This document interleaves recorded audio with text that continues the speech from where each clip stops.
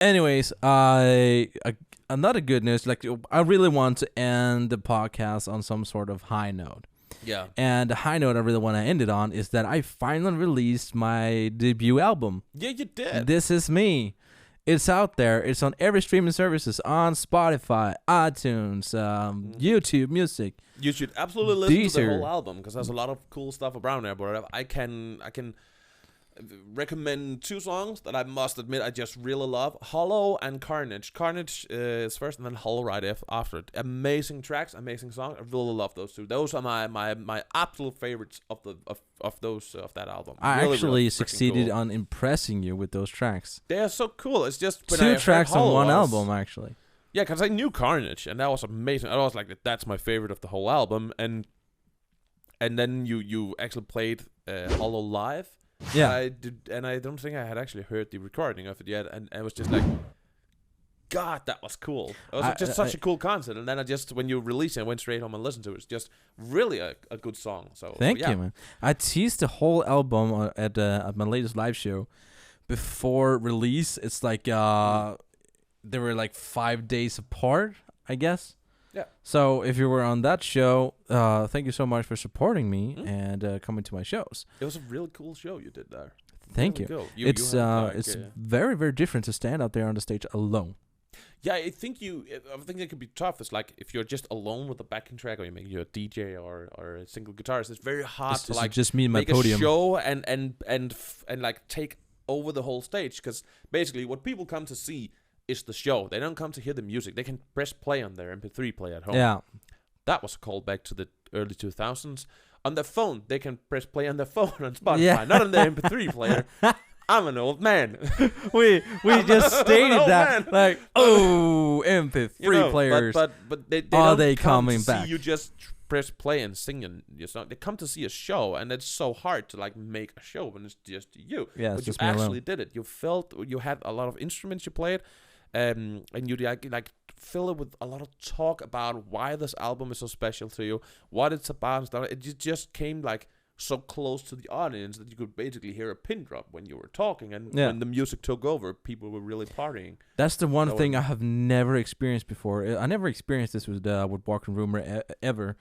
Is that when I've communicated with the audience, the people were just dead silent, like listening into what I was saying, and a whole audience was just had everyone's attention at once. That was weird. I never tried that before, and it felt kind of intimidating. It was very personal and upfront about this, and because it is a very personal, upfront album. I never believed to be as honest about anything that I've been on this album. No, it really dives into my own struggles with mental health and especially my depression. I have my a song called Depression that is kind of the lead single for the entire album. And that's also an amazing song, by the way. Thank you so much. Very good. It was the first song that I revealed to the public about from this whole album, and it gained a lot of positive feedback. And what I really love about it is that people don't really seem to look at me differently. They still see me for who I am and what I was and all the things that I stand for, but it don't really seem to like. That was the one thing that I was very scared about, is that oh my God, is people gonna like have second thoughts about talking to me now? But that hasn't really happened. So thank you so much, guys. I really appreciate that. So yeah. It's a very I agree with you. It's also a very different like thing you're doing live than with Walking Rumor, because Walking Rumor is just a rock and roll cool party, and it's just like filled with energy and stuff like that. But there's not a lot of room for anything but to pump the emotions up, and that's a cool thing. I love seeing it with Walking Rumor, but this was just so much more personal, and it was more. Yeah, you really, when you don't have a whole band, your music is just so suiting to like take these breaks, sit down, talk with the audience about what it's about, and you're just so well articulated. So just your stories became very much alive. They became very upfront and personal, and very inspirational, and both sad and happy and joyful, but still going home with an amazing experience. Not being sad, not cringy. It was just so fine. It was so delicate, and a joy to listen to. Thank and you and so you would much. never be able to do that if you go up with the walking room and just go mental on the guitar. This was just No, so like much more be perfect. like It was a different thing. And it was playing very, live with the band very is hard to nice. tell a story. It's more about starting a party in a way and actually just Of course, that's what rock is. yeah, smashing those stages, like rocking the roof off. Yeah. But it's really hard to do that on my own. The one thing, especially for my first show, that was the most anxiety attacked show I've ever played. I played at this small stage at a place called Potel. Yes, on the roof. On the roof, With the name being English. which is just a small corner stage. Yeah. It's really just meant for a trio maximum. You're not really meant for a whole band there. And when I was on that stage playing my debut show, and the sound guy actually asked me a question. Usually I'm just turning to my right, and there's Andreas, our guitarist, and he usually is our tech guy. Yeah, he's the one dealing with that kind of bullshit. All that kind of bullshit, yeah. So when the sound guy asked me a question, I instantly just turned to my right, and there was no one. And I turned to my left. I'm like, oh shit, he means me. And I was insanely nervous about anything going wrong, and it's just me and a piano, usually. Yeah. And of course there's of course backing tracks. There's like why wouldn't there be fucking backing tracks? And my nose is itching like a fucker. it's okay. You can pick it anytime you want. I'll just edit that out. I'll zoom right in on it. You should do the thing with pixels. Just start pixelating with Pixelating. people just go, what the hell's going on? What is he doing behind those pixels? He's picking his nose. No, anyway, but yeah, it actually brought me back to the early stages of actually playing live shows. Yeah. Where those last 15 minutes before you go on stage, you feel that anxiety big time. You actually feel yourself shaking. You can't stop peeing. Yeah, you just have to go all the time. You have to go pee all the time, and you're super bladder. nervous. And I was so anxious about not remembering my lyrics and remembering the chords I was supposed to play and whatever. But already at the second show, seeing the support I've gotten from all the people around me and my friends and family, and especially from you as well, it's been easier to play those shows. Yeah, I think you did a very great job at the second show. It was amazing to see you like up there. I did notice you were. I was playing too, so I was backstage. You were playing a show as well. Yeah, that was my first show in like forever. So yeah, it was so actually I was fun with to see. Of another artist, of rapper kind of thing, fusion, Danish music. So if you are not Danish, I don't think you're gonna get too much out of it. But anyways, amazing. It was amazing fun. So I was backstage and we were like doing exercises, breathing exercises. Yeah, You were voice warming exercises. Up your voice. I was like doing some yoga poses to like warm up my body so I could be easier on the stage. It was and yeah, you were nervous, but the minute you were on stage, it was just. I just have to get past that first song. Yeah.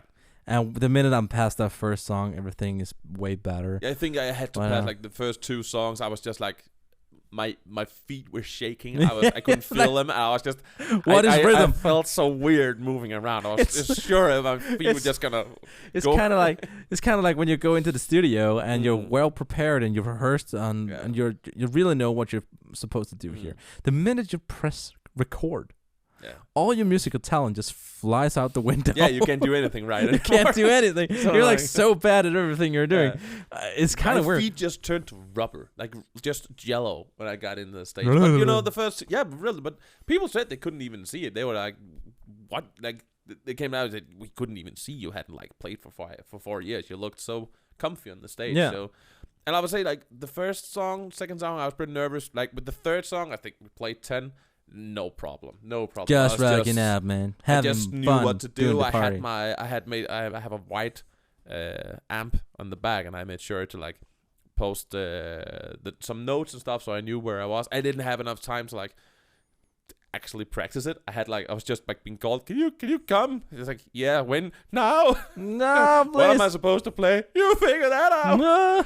We didn't have too much time to actually do something about it, but it became very good. It was very like we really worked hard. I really enjoyed that show. It was fun to see you finally be on stage and playing live again. Yeah, it was so cool, and I had my notes. I knew what I had to do, and I think comparing to that, we didn't have that much time.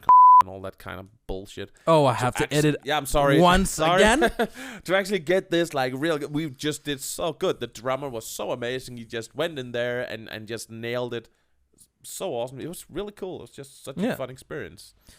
But it was really like the anxiety of standing up there alone, having like everything is weighed on you. Playing a show alone means you have all the responsibility to keep it entertaining, to keep the energy level high, and if anything goes wrong, you can't really look to your left or right because there's only you up there. And you also get all the praising if it goes well, but it's also you also get all the heat your fault if something goes bad. And that's very frightening in a way that I have never thought about before. Yeah, you don't have So actually, my respect for artists who actually just have the nerve to go on a stage all alone without anyone there and just nailing it. I have a whole other respect for those artists today. Yeah, it is difficult. I think having like a band to both morally support you, also to share the experience, the joy, but also the downsides, and share the responsibility if something goes wrong. You have some bandmates like, oh, it's all right, nobody heard, and stuff like that. The whole moral support and being there for each other, you don't have that. You don't get that. It's just you need to fix your shit. Like if the guitarist make a mistake, most of the bands can pretty quickly just group together and nothing happens. Nobody sees. But if you make a mistake on stage, well, all focus is on you. Everybody's gonna see it, and which it's a whole different thing. It's even more frightening thinking out like I have spent so much work and hours and years with the guys in the band, working up some sort of a reputation. We all work up a reputation, and when I'm doing this record and I'm placing it out there, which is a lot different from what Walking Rumor has worked on either like in the past. So what would people expect and what can people actually expect from it? And what I was nervous about is definitely how people will receive this, and will it eventually risk hurting the reputation that Walking Rumor has built? Yeah. Because if I went out there and made something bad or something that people thought like was hilariously wrong or bad in so many ways, there's just so many things on the line and so many things can go wrong. So of course there was a little bit of anxiety within the group, but the guys has been very supportive now that the album is out. And they even came to my show. They did. They actually did. They came to my freaking show. Thank you guys so much if you're watching and listening in. I love you guys very, very much. And Walking Rumor will always be my first priority. So to all of you guys, all the people who's been, are you leaving the band? No, I'm not leaving the band. I'm just doing a little side project. I'm evolving as a musician. Yeah. Yes. Being in a band is very much being in a polyamorous, polycule relationship kind of stuff. Yeah. Yeah. It's like having a relationship with 5 other guys. And when without the fun stuff in the bedroom. Yeah, there's also a lot of people who actually, especially at the shows, been asking me what kind of inspired me to do this and what ignited the flame to want to try something else. And I was like, imagine you doing the same thing for 16 years. Every day. Renewing. Every day for 16 years. You're going to try something else. Especially as an artist, I could imagine that. Yeah, I've been playing rock music for 16 years. I've been in these type of new metal bands for 16 years.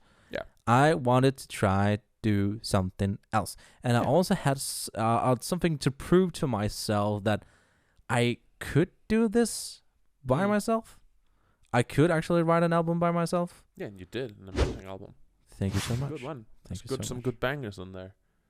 And let's eventually eventually there will come another album for sure. Yeah, and that's ending that. Yeah, Just one more thing. That's you're actually right. It's important to renew yourself. It's important to like keep every opportunity open, because like if you've done the same thing for like 20 years, it's gonna be boring. This is also why that we've basically decided that we are gonna get married at 40. Yeah, because like Jesus Christ, I've been straight my whole life. At some point, I'm gonna have to try the other thing. It's gonna be boring. To try the other way around, right? So gotta see what all the fuss is about. Yeah, absolutely. At some point, you're just like, I've tried that now. Yeah. Time for some new shit.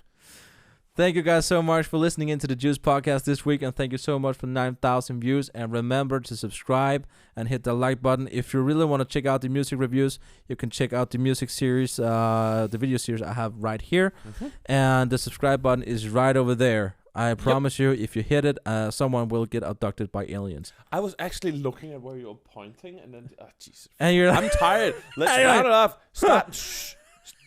He's great. Goodbye, guys. See ya. Stay juicy.